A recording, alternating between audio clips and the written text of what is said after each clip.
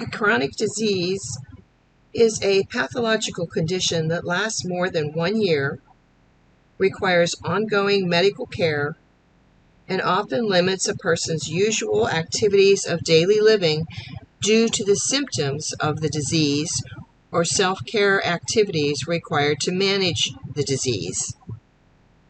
It's estimated that about 60% of all adults in the United States have at least one chronic disease.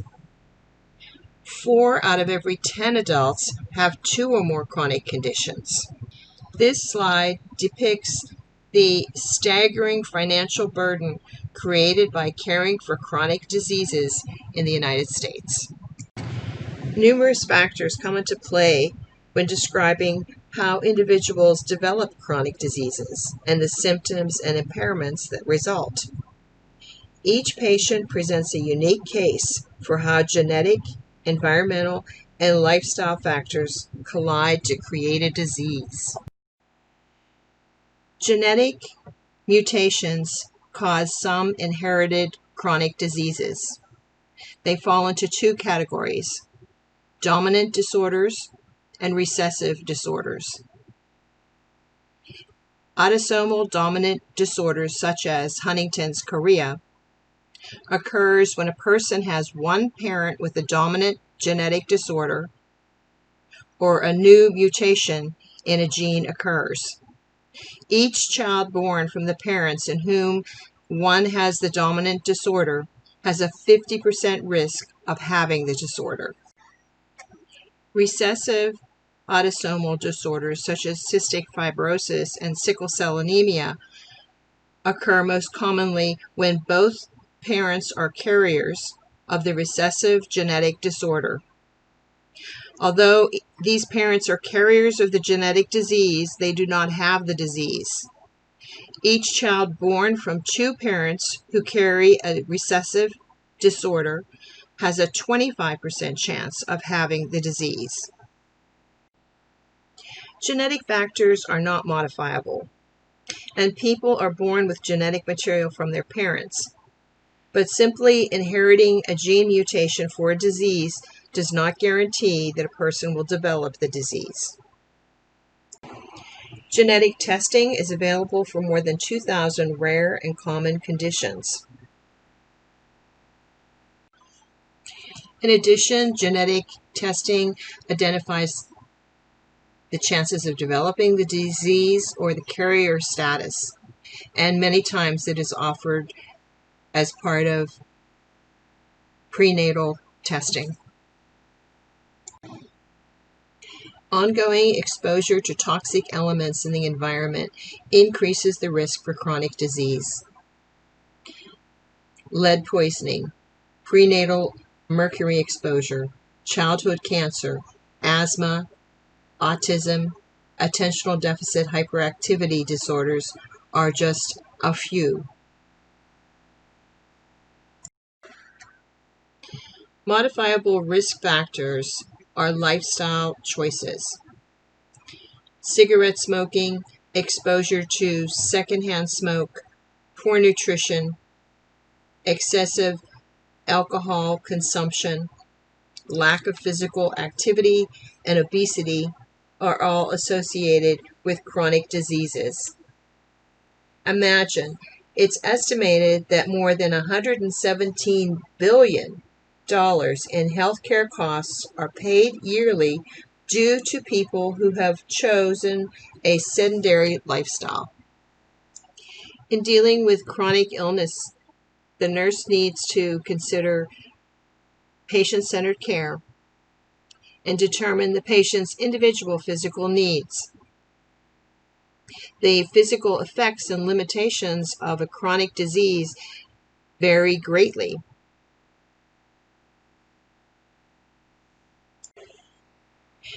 You may care for 2 people with the same disease, such as heart disease, but each person will require patient-centered care, and they will have great variations regarding their self-care needs. In addition to the physical effects of a chronic illness, Patients also will have psychosocial needs.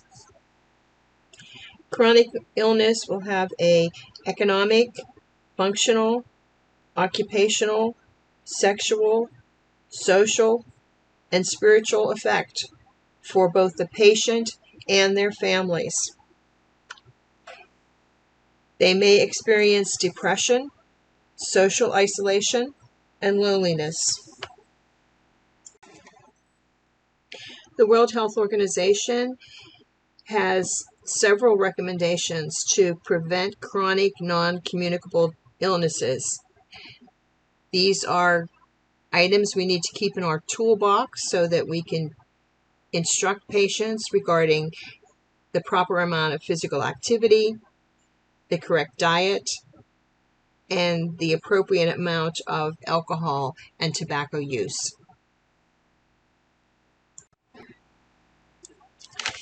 Think of the amount of money that could be saved each year if we prevented chronic diseases.